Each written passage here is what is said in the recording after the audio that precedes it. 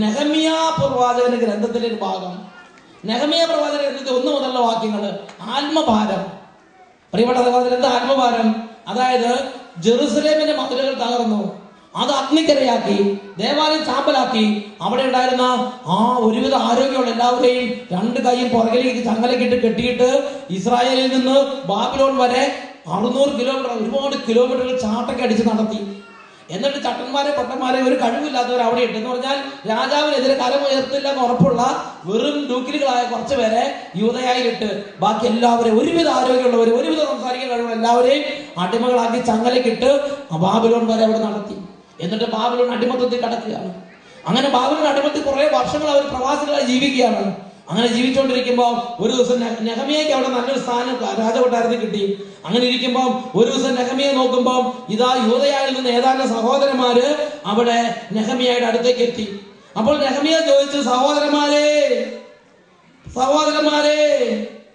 പ്രവാസത്തെ അതിജീവിച്ച് നമ്മുടെ ദേശത്ത് കഴിയുന്ന നമ്മുടെ ജനം, അവർക്ക് സന്തോഷമാണോ? അവരെങ്ങനെ ഇരിക്കുന്നു?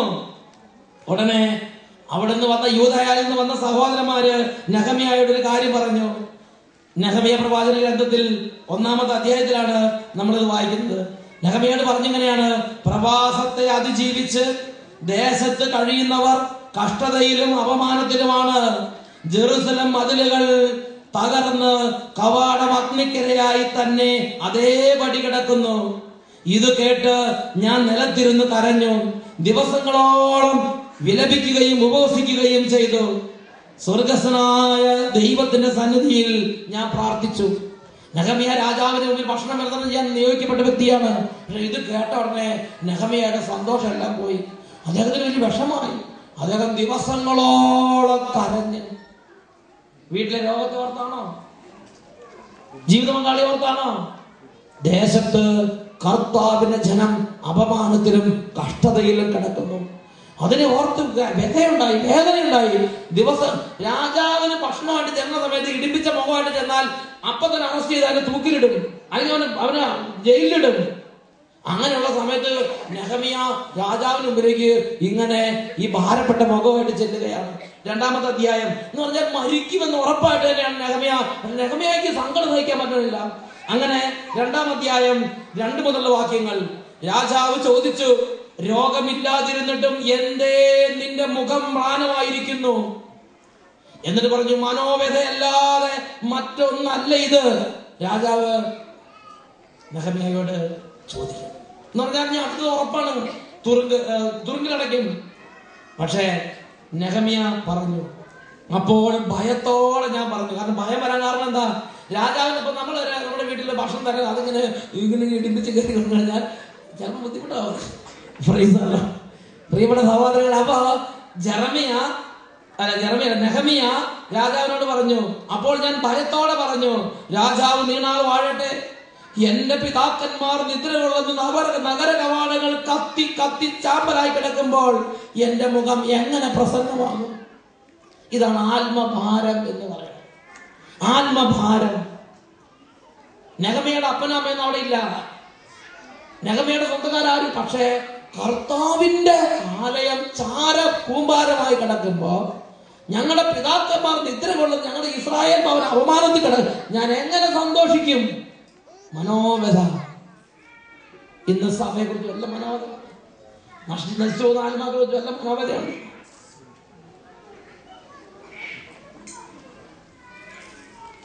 നമുക്ക് കിട്ടിയ പണം കൊണ്ട് എന്തെങ്കിലും 10 ആത്മാക്കളെ നേടാൻ വേണ്ടി നമ്മൾ അധ്വാനിക്കണുണ്ടോ? നമുക്ക് കിട്ടിയ ബുദ്ധി കൊണ്ട് 10 ആത്മാക്കളെ ഉപദേശിക്കാൻ നമ്മൾ പ്രയോഗിക്കുന്നുണ്ടോ? ഹല്ലേലൂയ. പ്രിയപ്പെട്ട സഹോദരങ്ങളെ, രാജാക്കന്മാരുടെ 2-ാമത്തെ പുസ്തകം, 2-ാമത്തെ പുസ്തകത്തിൽ അവിടെ ഒരു പ്രബോധനം ഞാൻ കാണുന്നുണ്ട്. അവിടെ നമ്മൾ വായിക്കുന്നത് ഇങ്ങനെയാണ്: ഇതാ രാജ്യം മുഴുവൻ വലിയ പട്ടിണിയും ദാരിദ്ര്യവും പിടിമുറുക്കി. രാജ്യം മുഴുവൻ പട്ടിണിയും ദാരിദ്ര്യം പിടിമുറുക്കിയിട്ട് അപ്പൊ പട്ടിണിയുടെ ആധിക്യത്തിൽ എന്ത് ചെയ്യുന്നറിയോ? കരുണാമയികളായ സ്ത്രീകൾ തങ്ങളുടെ കുഞ്ഞുങ്ങളെ വേവിച്ച് തിന്നുന്ന കാലമുണ്ട് എന്ന് പറഞ്ഞാൽ, നമ്മൾ ഈ ചെണ്ടങ്കപ്പ പുഴുങ്ങി കഴിക്കണ മാതിരി സ്വന്തം മക്കളെ മുറിച്ച് പാത്രത്തിലിട്ട് വേവിച്ച് ദുഷ്ടരായ സ്ത്രീകൾ കഴിക്കുന്നു എന്നല്ല പറഞ്ഞു. നമുക്ക് അങ്ങനെയെങ്കിലും ചിന്തിക്കാം, ദുഷ്ടരായ സ്ത്രീകളുണ്ട്. അങ്ങനെയല്ല, ദുഷ്ടരായ സ്ത്രീകൾ ആരാ? കരുണാമയികളായ സ്ത്രീകൾ എന്ന് പറഞ്ഞാൽ കരുണയും സ്നേഹവും നല്ല അമ്മമാര് പോലും പട്ടിണിയുടെ ആധിക്യം കൊണ്ട് സ്വന്തം മക്കളെ വേവിച്ച് തിന്നുന്ന അതേപോലെ കഠിനമായ ഒരു തകർച്ച രാജ്യത്തുണ്ടായി. 1 രാജാക്കന്മാർ 18-ാം അധ്യായത്തിലാണ്, 2 രാജാക്കന്മാരല്ല. 1 Kings chapter 18 verse 5 onwards. അവിടെ നമ്മൾ വായിക്കുന്നത് എങ്ങനെയാണ്? അപ്പോൾ ആ രാജ്യത്തിലെ രാജാവാണ് ആഹാബ്. ആ രാജാവിന്റെ മെയിൻ ഉത്തരവാദിത്വം എന്താ? ഈ ജനങ്ങളെ കുറിച്ച് ഒരു വേവലാതി വേണ്ടേ? ഈ പ്രജകളെല്ലാം സ്വന്തം മക്കളെ വേവിച്ച് വീട്ടിൽ തിന്നോണ്ടിരിക്കുകയാണ്. അപ്പോ ആ ജനങ്ങളുടെ ഉത്തരവാദിത്തമുള്ള രാജാവ് എന്ന നിലയിൽ ആ രാജാവിന്റെ ഹൃദയം വേദനിക്കണ്ടേ? പക്ഷെ രാജാവ് എന്താ ചെയ്യണമെന്നറിയോ? 18-ാം അധ്യായം 5-ാം വാക്യം. ആഹാബ് ഒബാദിയോട് പറഞ്ഞു. ഒബാദി എന്ന് പറഞ്ഞാൽ രാജാവിന്റെ ഒരു സഹപ്രവർത്തകൻ. ഒബാദിയോട് പറഞ്ഞു, നീ നാട്ടിലുള്ള എല്ലാ അരുവികളിലും താഴ്വരകളിലും ചെന്ന് നോക്കുക. കുതിരകളെയും കോവർ കഴുതകളെയും ജീവനോടെ രക്ഷിക്കാൻ വേണ്ട പുല്ല് കിട്ടിയെന്ന് വരും. മൃഗങ്ങൾ നശിച്ചു പോകാതിരിക്കട്ടെ. അന്വേഷണ സൗകര്യത്തിന് രാജ്യം 2ആയി വിഭജിച്ച് നോക്ക്. ഇവ രാജാവിന് മുഖ്യ വിചാരം എന്താ? രാജ്യത്തെ പല പ്രവിശ്യകളായി തിരിച്ച് പുല്ല് കഴുതയ്ക്ക് വേണ്ടി. ഇവിടെ ജനങ്ങൾ മക്കളെ വേവിച്ച് നിന്ന് വേദനിക്കുകയാണ്. അപ്പൊ അതിനെക്കുറിച്ച് തെല്ലും വിഷമാർക്കില്ല. രാജാവിന് വിഷമമുണ്ട്. എന്തിനെ കുറിച്ച്? ഇതാണ് ആത്മഭാരം ഇല്ലാത്ത വ്യക്തി. ഇന്ന് ഈ രാജാവിന് അതേപോലെ തന്നെയല്ലേ? ഇവിടെ പിതാവായ ദൈവത്തിന്റെ കോടിക്കണക്കിന് മക്കള് പാപത്തിൽ നശിക്കുന്നു. തെല്ലും വേദനയില്ല. നമുക്കുള്ള വേദന എന്താണെന്നറിയോ? കാലിൽ ഒരു പരുവുണ്ട്, അത് മാറിയിട്ടില്ല. നമുക്കുള്ള വേദന എന്താണെന്നറിയോ? വീട്ടിലൊരു എരുമ മേടിച്ച്, പക്ഷെ അത് നമ്മുടെ ഞാൻ എന്താ പറയുക, ഹല്ലേലൂയ. ഇവിടെ പിതാവായ ദൈവത്തിന് തങ്ങളുടെ തൂക്കത്തിനൊപ്പം തങ്കത്തിന്റെയും പൊന്നിന്റെയും വിലയുള്ളവർ കുശവന്റെ കളിമൺ പാത്രങ്ങൾ പോലെ നാൽക്കവടകൾ ചിന്നിച്ചതിന് പൊട്ടിത്തകർന്നു കിടക്കുകയാണ്. അവരെ രക്ഷിക്കാൻ വേണ്ടി ബുദ്ധിയും കഴിവും ആരോഗ്യമുള്ളവരെ കർത്താവ് ഭൂമിയിലേക്ക് അയച്ചിട്ടുണ്ട്. അവരെന്താ ചെയ്യണത്? അവര് ലിപ്സ്റ്റിക്കിന്റെ കളർ മാറ്റുക, പുതിയ പെയിന്റ് കണ്ടുപിടിക്കുക. നിങ്ങൾ ചിന്തിച്ചു, നിങ്ങളുടെ തന്നെ പ്രവർത്തികളെ ചിന്തിക്കുക. ഇങ്ങനെ ചിന്തിച്ചിട്ട് കർത്താവെ എന്ന് വിളിച്ചാൽ എന്നിട്ട് വീട്ടിൽ ഐശ്വര്യം ഉണ്ടാവോ? കർത്താവ് പറയാണ്, നിങ്ങൾ ഏറെ തേടി ലഭിച്ചതോ അല്പമാത്രം, നിങ്ങളത് വീട്ടിലേക്ക് കൊണ്ടുവന്നു, ഞാൻ അത് ഊതി പറത്തി. എന്തുകൊണ്ട്? സൈന്യങ്ങളുടെ കർത്താവ് ചോദിക്കുന്നു, നിങ്ങൾ ഓരോരുത്തരും നിങ്ങളുടെ കാര്യത്തെ കുറിച്ച് വ്യഗ്രതപ്പെട്ടുകൊണ്ടിരിക്കുമ്പോൾ എന്റെ ആലയം അവഗണിക്കപ്പെട്ട് കിടക്കുന്നത് കൊണ്ട് തന്നെ.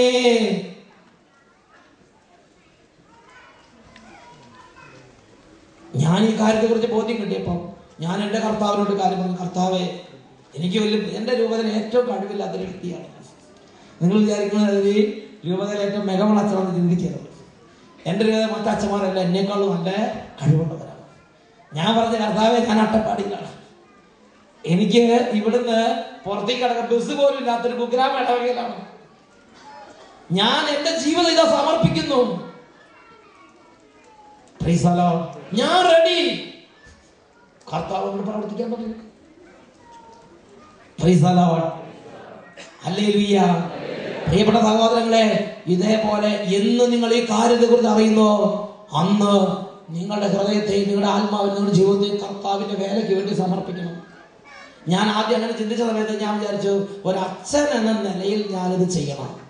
പക്ഷേ അൽമായർ അവരവരുടെ കുടുംബം നോക്കുക, അവരുടെ ജോലി നോക്കുക, കുടുംബം നോക്കുക, മക്കളെ നോക്കുക, അതായിരിക്കും അൽമായരുടെ കാര്യം എന്ന് ഞാൻ ചിന്തിച്ചു.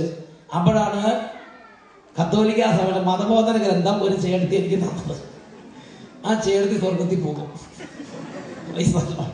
നിങ്ങൾ നല്ല ചേർത്തിമാരാണെങ്കിൽ ഇതേപോലെ സഭയുടെ നല്ല പുസ്തകങ്ങൾ വാങ്ങി എല്ലാവർക്കും കൊടുക്കുക.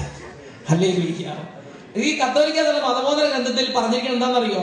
അതിനിടയ്ക്ക് എന്നോട് ഞാൻ രൂപത ചെന്നപ്പോ, പാലക്കാട് രൂപതയാണോ ഏത് രൂപതയാണെന്ന് അറിയില്ല, രൂപത ചെന്ന് പറഞ്ഞു, ഈ പ്രസംഗങ്ങൾ കേട്ട് മടുത്ത്, ഇനി 10 വർഷം, അന്ന് 1990 തൊട്ട് 2000 ആണ്ട് വരെ സുവിശേഷ വൽക്കരണ ദശകം. അപ്പൊ അത് കഴിഞ്ഞ ഒരു മീറ്റിംഗിൽ ഞാൻ കേട്ടത് എങ്ങനെയാണ്, 10 വർഷം പ്രസംഗിച്ച് 10 വർഷം മിണ്ടാതിരിക്കുന്ന വർഷം പ്രഖ്യാപിക്കും.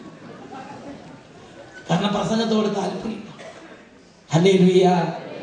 വേറെ തന്നെ പറഞ്ഞു, അതെ നമ്മളിങ്ങനെ കണ്ടമാനം പ്രസംഗിച്ചിട്ടല്ല ശരിയാകേണ്ടത്. നമ്മളിപ്പോ വസിക്കുന്ന രാജ്യം ഏത്? പ്രസംഗിക്കാൻ പറ്റിയ രാജ്യമാണോ? അതുകൊണ്ട് നമ്മൾ സൽകൃത്യങ്ങൾ ചെയ്യുക. അങ്ങനെ സൽകൃത്യങ്ങൾ ചെയ്തു കഴിയുമ്പോൾ റോസപ്പൂ അതിന്റെ സുഗന്ധം കൊണ്ട് ആളുകളെ ആകർഷിച്ച് തന്നിലേക്ക് അടുപ്പിക്കുന്നത് പോലെ നമ്മുടെ സൽകൃത്യങ്ങൾ കൊണ്ട് പറയൂ നമ്മളിലേക്കല്ല ദൈവത്തിലേക്ക് ആകർഷിക്കാൻ പറ്റും.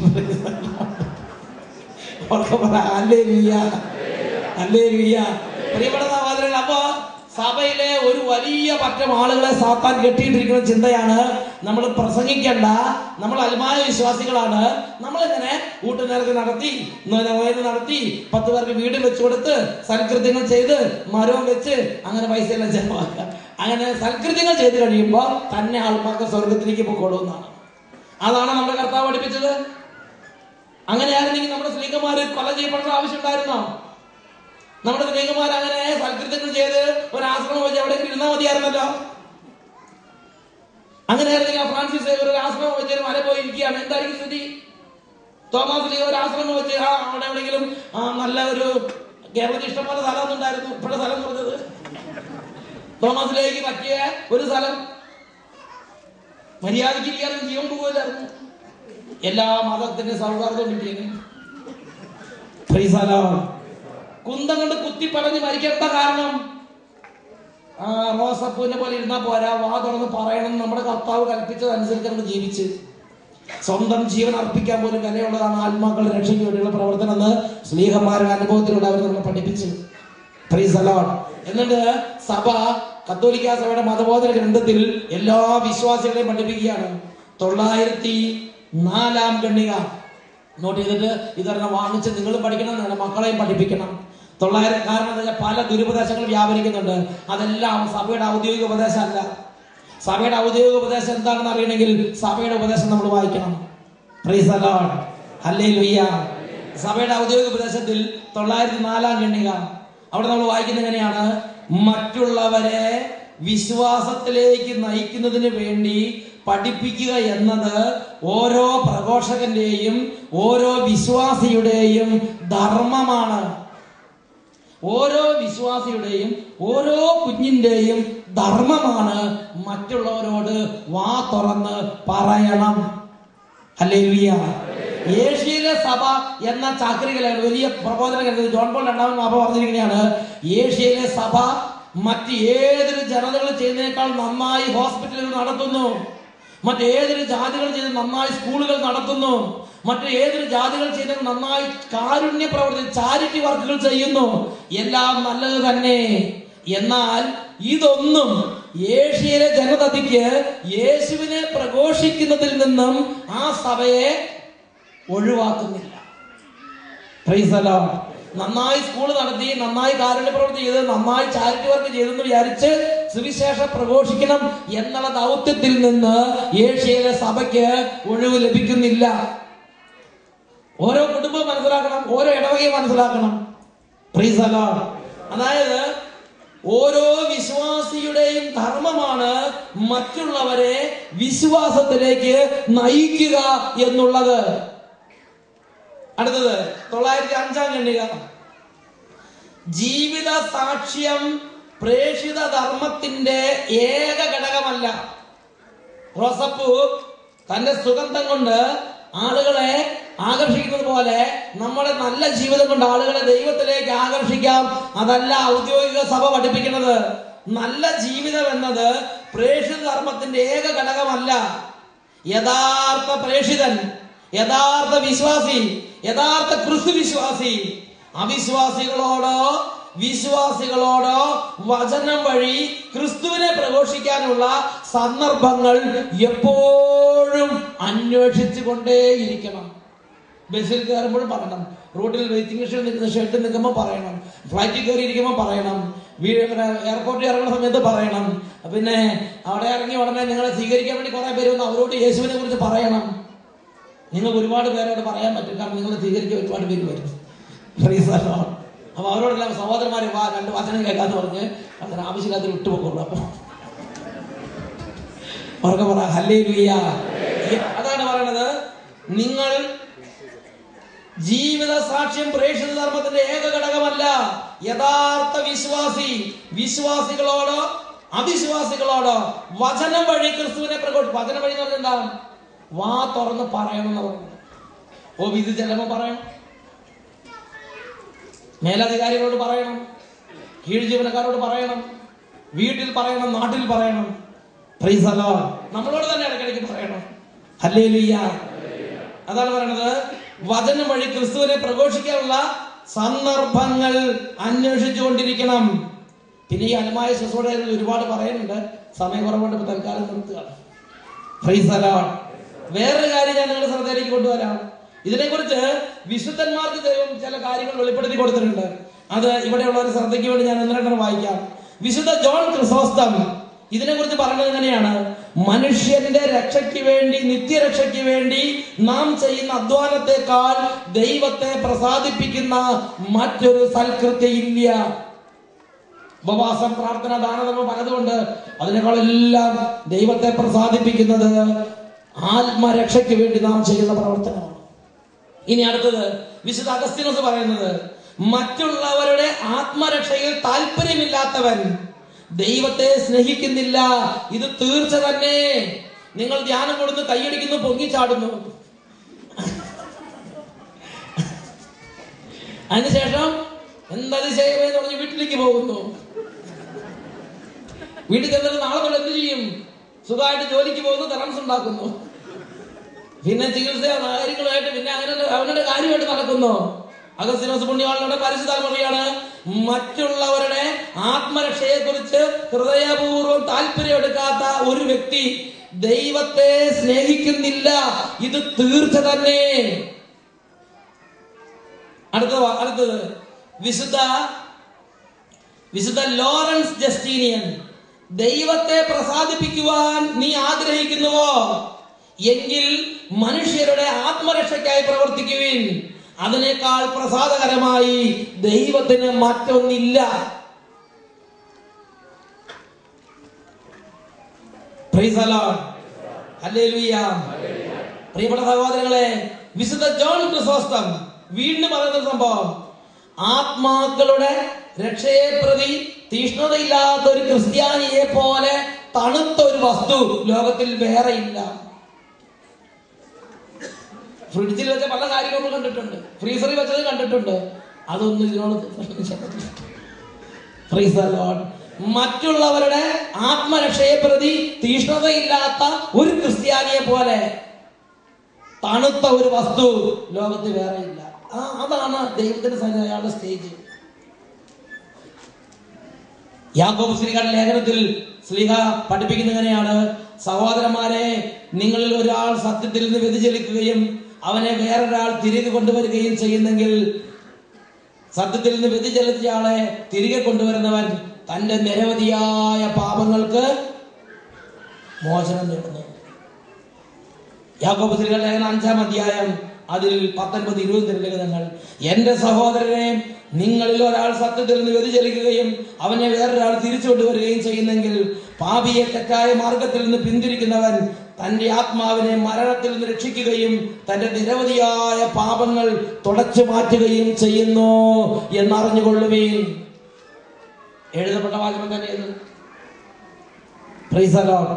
തന്റെ ആത്മാവിനെ മരണത്തിൽ രക്ഷിക്കുന്നത് മാത്രമല്ല, ജീവിതത്തിന്റെ തുടക്കം തൊട്ട് ഇന്ന് വരെയുള്ള നിരവധിയായ പാപങ്ങൾ മായ്ക്കപ്പെടാൻ തക്കവണ്ണം സ്വർഗം വിലമതിക്കുന്ന അത്യുന്നതമായ പുണ്യപ്രവൃത്തിയാണ് ഒരു ആത്മാവിനെ അന്ധകാരത്തിൽ നിന്ന് വിശുദ്ധിയിലേക്ക് തിരിച്ചു കൊണ്ടുവരിക. എഴുന്നേറ്റ് നിൽക്കാം. നമ്മൾ ഈ പൗഡർ വാങ്ങുന്നത്, ലിപ്സ്റ്റിക്കുന്നത് കുറെ പൈസ സുവിശേഷ വിലയ്ക്ക് വേണ്ടി ചെലവാണ്. Price the Lord. പ്രിയപ്പെട്ട സഹോദരങ്ങളെ, 2 ഉടുപ്പുണ്ടെങ്കിൽ പിന്നെ 3ാമത് ഉടുപ്പ് വാങ്ങാൻ നിൽക്കരുത്. ആ പൈസ ശേഖരിക്കുക. ലോകത്തിൽ നശിച്ചു പോകുന്ന ആത്മാക്കളുടെ രക്ഷയ്ക്ക് വേണ്ടി ദൈവരാജ്യ വേലയിൽ മുഴുകുക. നിങ്ങൾ വേല ചെയ്യണം, വേല ചെയ്യുന്നവരെ സപ്പോർട്ട് ചെയ്യണം. ഈ അവസരങ്ങളെല്ലാം നിങ്ങൾ തിന്നുകയും ചെയ്യില്ല, തീറ്റുകയും ചെയ്യില്ല. ആ ഒരു അവസ്ഥയിൽ നിന്ന് ദൈവത്തിന്റെ അനുഗ്രഹത്തിൽ വിടുതൽ പ്രാപിക്കണം. Praise the lord. ലോകത്തിൽ ആസാമിലും പിന്നെ നോർത്ത് ഇന്ത്യയിലെ ഒറീസ ഒരുപാട് രാജ്യങ്ങളിൽ ആളുകൾ ജീവൻ പണയം കൊടുത്ത് സുവിശേഷ വേല ചെയ്യുന്നുണ്ട്. ഒന്നും കണ്ടില്ല അറിഞ്ഞില്ലെന്ന് നടിക്കരുത്. Praise the lord. അവർക്ക് പറ ഹല്ലേലൂയ, യേശുവേ ആരാധന. പ്രിയപ്പെട്ട സഹോദരങ്ങളെ, ഇന്ന് ഈ രാത്രി സായാഹ്നത്തിൽ നമ്മൾ കർത്താവിന് മുമ്പിൽ നിൽക്കുമ്പോൾ നമ്മുടെ കുടുംബത്തിൽ ഒരുപാട് തകർച്ചകളെ മാറ്റാൻ കർത്താവ് ആഗ്രഹിക്കുന്നുണ്ട്. നമ്മുടെ ഒരുപാട് തഴക്കദോഷങ്ങൾ വിട്ടുപോകാൻ കർത്താവ് ആഗ്രഹിക്കുന്നുണ്ട്. ഒരുപാട് മേഖലകളിൽ നമുക്ക് വിശുദ്ധി തരാൻ കർത്താവ് ആഗ്രഹിക്കുന്നുണ്ട്. അതിനുവേണ്ടി കർത്താവിന്റെ വചനം നമുക്ക് നൽകുന്ന രാജകീയ പാതയാണ് മറ്റുള്ളവരുടെ ആത്മാക്കളുടെ രക്ഷയ്ക്ക് വേണ്ടി നമ്മുടെ കഴിവ് ഉപയോഗിക്കണം. മറ്റുള്ളവരെ സ്വർഗത്തിലേക്ക് നമ്മൾ നയിക്കാൻ വേണ്ടി പരിശ്രമിക്കണം. ഒരു വ്യക്തി മാരകപാപത്തിലാണെങ്കിൽ ആ വ്യക്തിയോട് പറയണം, മാരകപാപത്തിന് പിന്തിരിയാൻ വേണ്ടി പറയണം. പറഞ്ഞിട്ട് അയാൾ പിന്തിരിഞ്ഞില്ലെങ്കിൽ അയാളുടെ ഉത്തരവാദിത്തമാണ്. പറയുക, ഇത് നമ്മുടെ ഡ്യൂട്ടിയാണ്. ഹല്ലേലൂയ. കരങ്ങൾ രണ്ടും കൂപ്പി പിടിക്കാം. ദൈവത്തിന്റെ വിശുദ്ധത പഠിപ്പിക്കുകയാണ്. സിയോന്റെ അമൂല്യരായ മക്കൾ തങ്ങളുടെ തൂക്കത്തിനൊപ്പം തങ്കത്തിന്റെയും പൊന്നിന്റെയും വിലയുള്ളവർ 4 കവലകൾ ചിതറി കിടക്കുന്നു. ഇതിന്റെ കാര്യത്തെ കുറിച്ച് ബോധ്യം കിട്ടിയപ്പോൾ ഫ്രാൻസിസ് സേവിയർ പാരീസ് സർവകലാശാലയിൽ ജോലിയിലെ രാജിവെച്ച് സുവിശേഷ വേലയ്ക്ക് വേണ്ടി ഇരുണ്ട ഭൂഖണ്ഡം എന്നറിയപ്പെടുന്ന ഭാരതത്തിലേക്ക് വന്നു. അനേകം ജോൺ ബ്രിട്ടോ ഈ കാര്യത്തെ കുറിച്ച് ബോധ്യം കിട്ടിയപ്പോൾ തന്റെ എല്ലാം ജീവിതവും ദൈവത്തിന് അർപ്പിച്ചിട്ട് അദ്ദേഹം ഇന്ത്യയിലേക്ക് വന്നു. ഇന്ത്യയിൽ വന്ന് അദ്ദേഹം പലരുടെ ശത്രുതയ്ക്ക് ഇരയായി. അദ്ദേഹം സൽപ്രവൃത്തി ചെയ്ത് ആശ്രമം വെച്ച് എങ്ങനെയെങ്കിലും 10 ആത്മാക്കളെ തന്റെ സൽകൃത്യം വഴി കൊണ്ടുവരാനാണ് ചിന്തിച്ചത്. അദ്ദേഹം യേശുവിനെ കുറിച്ച് പറഞ്ഞു. രാജാക്കന്മാർക്കും രാജ്ഞിമാർക്കും വെറുപ്പ് തോന്നി. അദ്ദേഹത്തെ പിടിച്ച് ബന്ധിച്ചു. അദ്ദേഹത്തെ കൊല്ലാൻ വേണ്ടി കൽപ്പനയിട്ടു. അദ്ദേഹത്തെ കൊല്ലാൻ അദ്ദേഹത്തെ കുന്തം കൊണ്ട് കുത്തുകയും ഒക്കെ ചെയ്തെങ്കിലും അദ്ദേഹം വീണ്ടും എഴുന്നേറ്റ് സുവിശേഷം പ്രസംഗിച്ചു. അവസാനം അദ്ദേഹത്തെ ഒരു കുന്തത്തിൽ കുത്തി നിർത്തി അവിടുന്ന് കഴുത്ത് തല വാളുകൊണ്ട് വെട്ടിക്കളഞ്ഞ് അങ്ങനെ 3-4 ദിവസം ആ കുന്തത്തിൽ ആ ശൂലത്തിൽ അവിടെ കുത്തി നിർത്തി.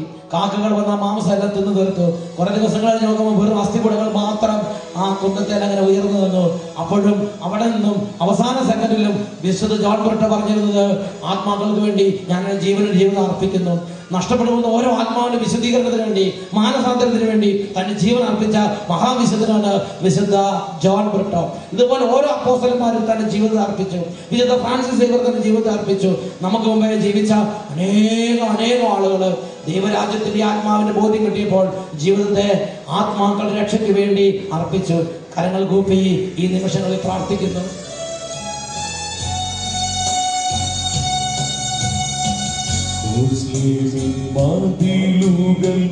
പാപത്തിൻ പ്രകമ്പനത്തിൽ തകരുമ്പോ കണ്ണീരൊഴുകാതെ ഞാനങ്ങനെ ഉറങ്ങും. സിയോന്റെ കുഞ്ഞുങ്ങൾ പാപത്തിൻ പേരുവഴിയിൽ മയങ്ങുമ്പോ കണ്ണീരൊഴുക്കാതെ ഞാനങ്ങനെ ഉറങ്ങും. മതിലുകൾ പാപത്തിൻ പ്രകമ്പനത്തിൽ തകരുമ്പോ കണ്ണീരൊഴുക്കാതെ ഞാനങ്ങനെ ഉറങ്ങും. സിയോന്റെ കുഞ്ഞുങ്ങൾ പാപത്തിൻ പേരുവഴിയിൽ മയങ്ങുമ്പോ കണ്ണീരൊഴുക്കാതെ ഞാനങ്ങനെ ഉറങ്ങും. അമ്മകളെ തരിക എന്റെ സർവ്വവും എടുത്തുകൊള്ളുക. അമ്മകളെ തരിക എന്റെ സർവ്വവും എടുത്തുകൊള്ളുക. ആത്മാക്കളെ തരിക എന്റെ സർവ്വവും എടുത്തുകൊള്ളുക.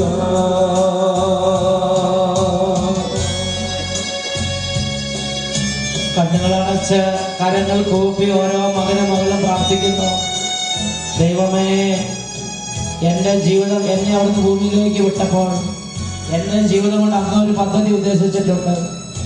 അനേകം പേരുടെ നിത്യരക്ഷ, അതിനുള്ള കഴിവുകളും താലന്തുകളും എനിക്ക് നൽകി, അതിനുള്ള സാഹചര്യം എനിക്ക് നൽകി. കർത്താവേ കർത്താവേ തിരിച്ചറിഞ്ഞ് സഹായിക്കണമേ. ലോകം മുഴുവനേക്കാൾ വിലയേറുന്നൊരു ആത്മാവിനെ നേടുവാൻ. കർത്താവേ ലോകം മുഴുവനേക്കാൾ വിലയേറുന്നൊരു ആത്മാവിനെ നേടുവാൻ. ലോക സുഖങ്ങളും സൗഭാഗ്യമൊക്കെയും ആത്മാവെ നേടുവാൻ ഞാൻ ത്യജിക്കാം. ലോകം നൽകുന്ന ഒമ്പരമൊക്കെയും ആത്മാക്കൾക്കായി ഞാൻ കാഴ്ചയേകാം. ലോക സുഖങ്ങളും സൗഭാഗ്യമൊക്കെയും ആത്മാവെ നേടുവാൻ ഞാൻ ത്യജിക്കാം. ലോകം നൽകുന്ന ഒമ്പരമൊക്കെയും ആത്മാക്കൾക്കായി ഞാൻ കാഴ്ചയേകാം. ആത്മാക്കളെ തരിക, എന്റെ സർവ്വവും എടുത്തുകൊള്ളുക. ഇരുകരങ്ങൾ ഉയർത്തി ഒരുമിച്ച് ആത്മാക്കളെ തരിക, എന്റെ സർവ്വവും എടുത്തുകൊള്ളുക. ആത്മാക്കളെ തരിക, എന്റെ സർവ്വവും എടുത്തുകൊള്ളുക.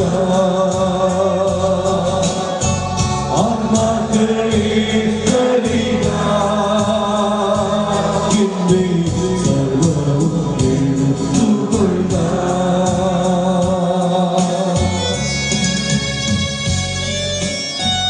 കരങ്ങൾ കൂപ്പി വീണ്ടും പ്രാർത്ഥിക്കുക. ദൈവമേ തിരിച്ചറിവ് നൽകണമേ കർത്താവേ. ലോകത്തിൽ പാപം പെരുകി പെരുകി വരുന്നു. യുവജനങ്ങൾ കൂട്ടക്കൂട്ടമായി വിശ്വാസത്തിൽ നിന്നും വ്യതിചലിച്ചു പോകുന്നു. കുട്ടികൾക്ക് പ്രാർത്ഥിക്കാൻ തോന്നാതെയായി. ഓ ദൈവമേ, അനേക രാജ്യങ്ങളിൽ ആത്മാക്കൾ ദൈവഭക്തിയിൽ നിന്ന് വിശ്വാസത്തിൽ നിന്ന് സഭയിൽ നിന്ന് കൂടാശകൾ നടന്നു പോവുകയാണ്. അനേകം പേര് വിശ്രമഭാഗത്തിലേക്ക് പോകുന്നു. ഒട്ടനവധി പേര് സഭയിൽ വരാതെയായി. ഒരുപാട് പേര് കർത്താവെ അങ്ങേപ്പോലും അറിയാത്തവരായി. ഇന്ന് ആത്മാക്കൾ നശിച്ചുകൊണ്ടിരിക്കുകയാണ് കർത്താവെ. ഈ കാലഘട്ടത്തിൽ ഒരു പുതിയ കൃപകരണം കർത്താവെ. പാപം പെരുകിടുന്നു, ലോകം നശിച്ചിടുന്നു, ഉള്ളം തകർന്നിടും യേശുവേ. യേശുവേ, പാപം പെരുകിടുന്നു, ലോകം നശിച്ചിടുന്നു, ഉള്ളം തകർന്നിടും യേശുവേ. ലോകം മുഴുവനും പാപത്തിൻ മോഹത്തിൻ നാശത്തിൻ ഭീതിയിൽ നീങ്ങിടുന്നു. ഉള്ളം തകരുന്ന ഒമ്പരമോടെ ആത്മാക്കൾക്കായി നാം പ്രാർത്ഥിക്കുന്നു. ലോകം മുഴുവനും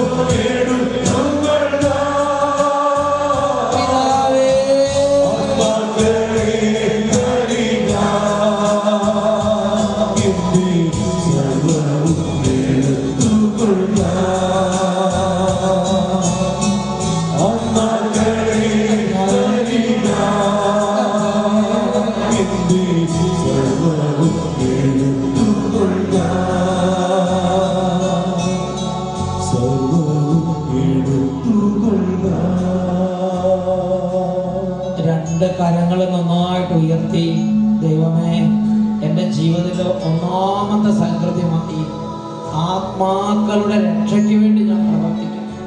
പാപത്തിൽ നശിക്കുന്ന ആത്മാക്കളെ വിശ്വാസത്തിലേക്ക്, വിശുദ്ധിയിലേക്ക് കൊണ്ടുവരാൻ വേണ്ടിയുള്ള എല്ലാ യത്നങ്ങളിലും ഞാൻ പങ്കുചേരും. ഞാനും പ്രവർത്തിക്കും. എനിക്കറിയാവുന്ന 10 പേരോട് ഞാൻ യേശുവിനെ കുറിച്ച് പറയും, വിശ്വാസത്തെ കുറിച്ച് പറയും, വിശുദ്ധിയെ കുറിച്ച് പറയും. അതിനുവേണ്ടി എൻ്റെ കർത്താവെ എന്നെ അനുഗ്രഹിക്കണമേ കർത്താവെ. അതിനുവേണ്ടി അഭിഷേകം എനിക്ക് തരണമേ കർത്താവെ. അതിനുള്ള കൃപ എനിക്ക് തരണമേ. ഞാൻ റെഡിയാണ് കർത്താവെ. ഇതാ ഞാൻ എന്നെ അയച്ചാൽ.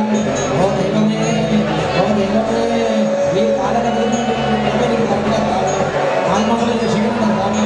കുട്ടികളോട് വചനം പറയണം കർത്താവെ. യുവതി വന്നവരോട് വചനം പറയണം കർത്താവെ. അനുഗ്രഹിക്കണമേ യേശുവേ, യേശുവേ, യേശുവേ, യേശുവേ, യേശുവേ.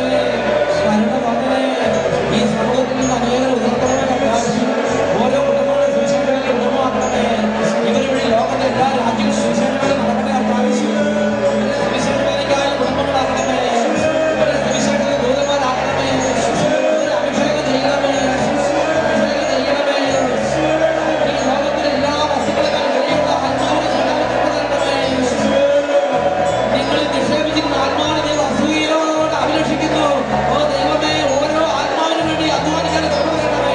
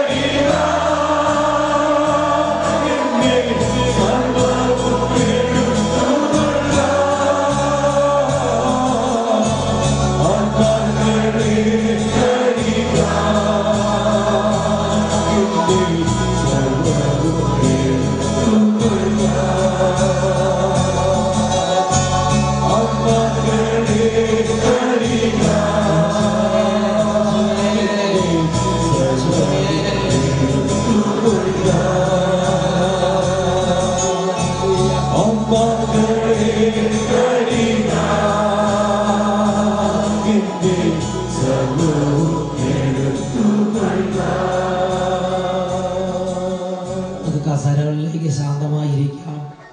പ്രിയപ്പെട്ട സഹോദരങ്ങളെ, നമ്മുടെ കുടുംബം വഴി രക്ഷ പ്രാപിക്കേണ്ട ആത്മാക്കൾ രക്ഷ പ്രാപിച്ചില്ലെങ്കിൽ അവർ നിത്യനരകത്തിലാണ് കിടക്കുന്നത്. എല്ലാവരുടെയും നിലവിളി, അവരുടെ നിലവിളി എത്രയോ ഭീകരമായിരിക്കും. ഹല്ലേലൂയ. നമ്മുടെ മാതാപിതാക്കൾ വഴി സുവിശേഷ വേല വഴി രക്ഷ പ്രാപിക്കേണ്ട ആത്മാക്കൾ രക്ഷ പ്രാപിച്ചില്ലെങ്കിൽ അവരൊന്ന് നിത്യനരകത്തിൽ കിടന്ന് അവിടുന്ന് വേദനിക്കുകയും നിലവിളിക്കുകയും അല്ലേ ചെയ്യുന്നത്. മാരകപാപത്തിൽ മരിക്കുന്നവരുടെ ആത്മാക്കൾ മരിക്കുമ്പോൾ മരിച്ചാൽ ഉടനെ തന്നെ നിത്യനരകത്തിലേക്ക് നിബന്ധിക്കും. പിന്നെ എങ്ങനെ അദ്ദേഹത്തോട് തിരിച്ചു കൊണ്ടുവരും? Price the Lord. നിങ്ങൾ നാട്ടിൽ ചെല്ലുമ്പോൾ പ്രിയപ്പെട്ട സഹോദരങ്ങളെ, റോഡ് വെട്ടാനും കാട് വെട്ടാനൊക്കെ കൊടുക്കുന്നതിനേക്കാൾ ഉന്നതമാണ് ബൈബിൾ വാങ്ങി വിതരണം ചെയ്യുക. സുവിശേഷ വേലയ്ക്ക് ആളുകൾ അയക്കുക. കുട്ടികളുടെ സുവിശേഷ വേലയെ, യുവജനങ്ങളുടെ സുവിശേഷ വേലയെ, പാപികളുടെ മാനസാന്തര ശുശ്രൂഷകളെ നിങ്ങൾ പങ്കുചേരുക, അവരെ സപ്പോർട്ട് ചെയ്യുക. Price the Lord.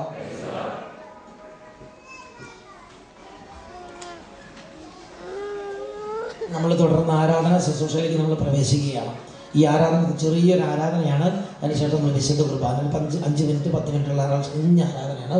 അതിനുശേഷം നമ്മൾ വിശുദ്ധ കുർബാനയ്ക്കൊണ്ട് വരുന്നതാണ്. നമ്മൾ ക്ലാസ് കത്തിച്ചുകൊണ്ട് ഇരിക്കുമ്പോൾ ഈ കൺവെൻഷന് വന്ന് നമ്മൾ കൂടുന്ന സമയത്ത് നമ്മുടെ കുടുംബങ്ങളിലെ നിത്യകാലം തലമുറകളായുള്ള ഒരു അന്ധകാരം എടുത്തു മാറ്റാൻ കർത്താവ് നമ്മളെ കൊണ്ടുവന്നിരിക്കുക. ഹല്ലേലൂയ. ഹല്ലേലൂയ. ഈ ആരാധന സമയത്ത് ആത്മാർത്ഥമായി പ്രാർത്ഥിക്കണം. ദൈവമേ, ഞങ്ങളുടെ അപ്പനമ്മമാരായിട്ട് സുവിശേഷ വേലയെ ശ്രദ്ധിക്കാത്ത ഒരു ഉത്തരവുകളെ ഞങ്ങൾ കടപ്പുണ്ട്. അതുകൊണ്ട് ഞങ്ങളുടെ കാലത്ത് പാടുള്ളതുപോലെ ആത്മാക്കൾ രക്ഷിക്കാൻ വേണ്ടിയുള്ള അധ്വാനങ്ങൾ ഏർപ്പെടാൻ ഞങ്ങളെ സഹായിക്കണം. ആത്മാർത്ഥമായി എളിമ കൊണ്ട് പ്രാർത്ഥിക്കണം. നിങ്ങളുടെ സുവിശേഷ വേലയ്ക്ക് 2-3 ചെറിയ കാര്യങ്ങൾ പറഞ്ഞു തരാം. ഒന്നാമത്തത്, ഈ അഭിഷേകാഗ്നി പ്രോഗ്രാം നിങ്ങൾ മറ്റുള്ളവരെ അറിയിച്ചാൽ, നിങ്ങൾ വഴി ഒരാളത് കേട്ടാൽ നിങ്ങൾ അവരോട് നേരിട്ട് സുവിശേഷം പ്രസംഗിക്കുന്നത് തുല്യമാണ്. Price the Lord. അത് വെള്ളിയാഴ്ച, എല്ലാ വെള്ളിയാഴ്ചയും രാവിലെ 9:30 മുതൽ അരമണിക്കൂർ എല്ലാ വെള്ളിയാഴ്ച രാവിലെ ഷാലോം ചാനലിൽ അഭിഷേകാഗ്നി പ്രോഗ്രാം വരുന്നുണ്ട്. ഇതിൽ ഒരുപാട് പേര് പുതുതായിട്ട് വരുന്നതുകൊണ്ട് അവർക്ക് അറിയാൻ പാടില്ല. അതുകൊണ്ട് അവർക്കും കൂടെ അറിവിന് വേണ്ടി പറയുകയാണ്, നിങ്ങളിത് കാണണം. മാത്രമല്ല നിങ്ങളുടെ ഫ്രണ്ട്സിനെല്ലാം വിളിച്ച് പറയണം. അവരത് ആ സമയത്ത് ഓർത്ത് പെട്ടെന്ന് ഓണാക്കി അവരും ദൈവത്തിൻ്റെ വചനത്തിലേക്ക് വരാനും കർത്താവിൻ്റെ കൃപയെ പ്രാപിക്കാനും ഇടവരും. എല്ലാ ഞായറാഴ്ച രാത്രി എപ്പോഴാണ്? 7 മണിക്ക് അഭിഷേകത്തിന് പ്രോഗ്രാം ഉണ്ട്. അപ്പോൾ അതും നിങ്ങൾ സുവിശേഷ വേലയുടെ സമയമായിട്ട് എടുത്ത് പ്രാർത്ഥിക്കണം. ആ സമയത്ത് ദൈവം ഈ സമയത്ത് 10 ആത്മാക്കളെ രക്ഷ പ്രാപിക്കണം. അപ്പം അതായത് ഭാണ്ഡം സൂക്ഷിക്കുന്നവർ യുദ്ധം ചെയ്യുന്ന ഒരേ പ്രതിഫലമാണ് കർത്താവ് കൊടുക്കുന്നത്. പ്രീസലാണ്. അപ്പം നിങ്ങൾ അച്ഛൻ വചനം പ്രഘോഷിച്ചുകൊണ്ടിരിക്കുന്നത് നിങ്ങൾ അവിടെ നിന്ന് പ്രാർത്ഥിക്കുന്നത്, കർത്താവെ ഈ അച്ഛനെ പ്രഘോഷിക്കുന്ന സമയത്ത് തന്നെ 10 ആത്മാക്കൾ രക്ഷ പ്രാപിക്കണമെന്ന് പറഞ്ഞാൽ ഈ പ്രഘോഷണം വഴി 10 ആത്മാക്കൾ രക്ഷ പ്രാപിച്ചാൽ എനിക്ക് എന്ത് പ്രതിഫലം ദൈവം തരുമോ അതേ പ്രതിഫലം പ്രാർത്ഥിച്ച ആൾക്കും യുദ്ധത്തിന് പോകുന്നവർക്കും ഭാണ്ഡം സൂക്ഷിക്കുന്നവർക്കും ഒരേ പ്രതിഫലം. അല്ലെങ്കിൽ ഞാൻ സുവിശേഷ വേലയ്ക്ക് വരുവാണ്, അപ്പോൾ ഒരാൾ പറഞ്ഞു അച്ഛൻ 2 ഗ്ലാസ് വെള്ളം കുടിച്ചിട്ട് പോകുന്ന പറഞ്ഞു, ആ വെള്ളം കുടിക്കുക ആ ആൾക്കും അതേ പ്രതിഫലം. അപ്പോൾ 10 ആത്മാക്കൾ രക്ഷ പ്രാപിച്ചാൽ അച്ഛൻ പ്രസംഗിച്ച ഈ അച്ഛനും ആ വെള്ളം തന്ന ആൾക്കും ഒരേ പ്രതിഫലം കൊടുക്കും. Hallelujah, hallelujah. അതാണ് സുവിശേഷ വേലയുടെ പ്രത്യേകത. ഒന്ന് പ്രോത്സാഹനത്തിലൂടെ പറഞ്ഞു വിട്ടാൽ അയാൾക്കും പ്രതിഫലം. കർത്താവ് സ്വർഗ്ഗം അങ്ങേയറ്റം മാനിക്കുന്ന ഒരു വേലയാണ്. അപ്പോൾ അതുകൊണ്ട് എല്ലാ ശനിയാഴ്ചയും